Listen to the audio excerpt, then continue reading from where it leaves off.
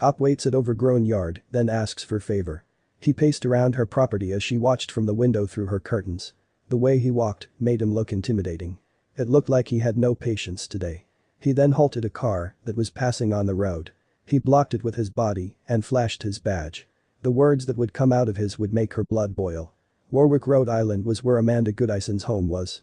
She lived in a small suburb and only had her cat to keep her company. His name was Tommy. She had already finished working and was retired. She spent most of her days visiting the nearby community pool and look at bakeries. She'd also hang out with her best friends. Despite all of that, her favorite pastime was to look after her neighborhood and its neighbors. Amanda noticed that a police officer she'd never seen before was scoping out her neighbor, Kelly's property. Maybe he knew her neighbor and was on good terms. But she wasn't at her property right now. But then it happened again, he was scoping her property again. She had a funny feeling about the situation. She needed to keep an eye on him. The officer trudged over the long grass of Kelly's lawn. Was he searching for something? Then he started making notes. Was he writing her up for the long grass?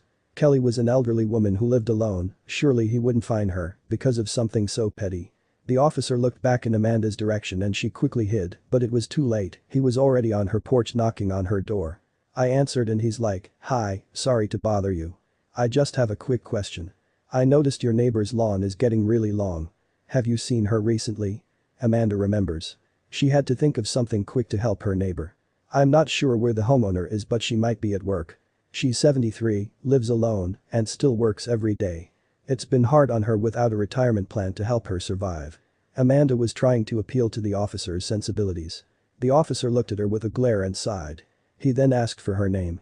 Amanda had to be honest with the officer and gave him the name. After he left, she returned to the window to keep watching him.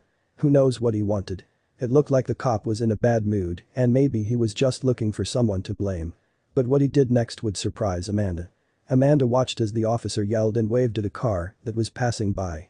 The car was coming through a quiet intersection and passed through without stopping at the red light. The officer ran out to the road in front of the car, which now came to a halt before him. "Hey. Really? I was right there," Amanda heard the officer shout. The driver immediately apologized through his rolled-down window. But what the officer said next made Amanda's blood boil. Instead of giving the driver a ticket, he asked him for a favor. The officer had a big frame. He was intimidating and was leaning dominantly over the driver's side window. Amanda thought that the officer could have asked this man for anything right now and he'd do it. As predicted, the man eagerly agreed and drove off in a hurry. Amanda regretted not filming it. But when he returned, she wouldn't make the same mistake. The officer went back to Kelly's yard and began to look in through her windows. Amanda already told him she wasn't there. What was he going to do? Break in? Amanda was just about to go outside to defend Kelly's property when she heard a familiar sound return. It was the man who ran the red light.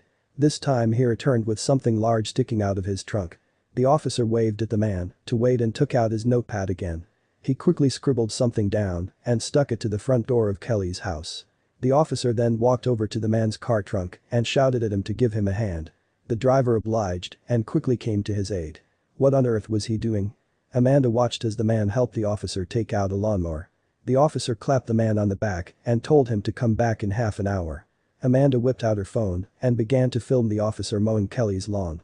Her eyes began to fill with tears as the startling realization of his kindness began to set in.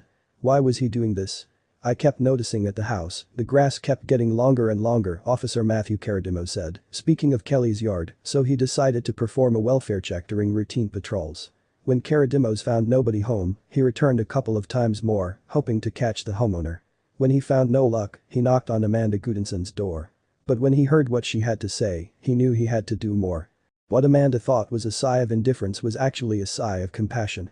He wrote down Kelly's details in order to help her situation and to find a landscaper who could assist her on compassionate means. And then, when he saw the car run the red light, he suddenly got an idea to ask for his lawn mower.